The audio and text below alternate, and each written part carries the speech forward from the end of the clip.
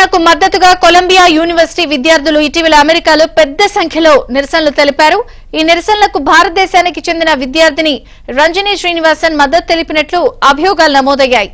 ఈ క్రమంలో ఆమె వీసాను రద్దు చేయగా ఆమె స్వచ్ఛందంగా దేశాన్ని వీడినట్లు US department of homeland security ప్రకటించింది.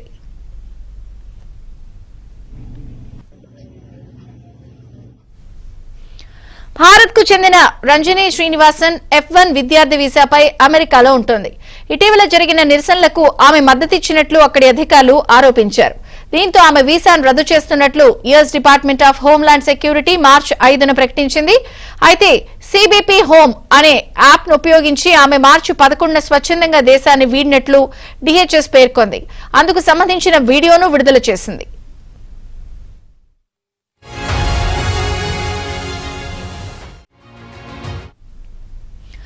ఇక DHS సెక్రటరీ దీనిపై ఓ ప్రకటనను విడుదల చేశారు. అమెరికాలో నివసించడానికి, చదువుకోవడానికి వీసా మంజూరు చేస్తామని, కానీ ఎవరైనా ఉగ్రవాద సంస్థలకు మద్దతుగా నిరసనలు తెలిపినప్పుడు వాటిని రద్దు చేస్తాము అన్నారు.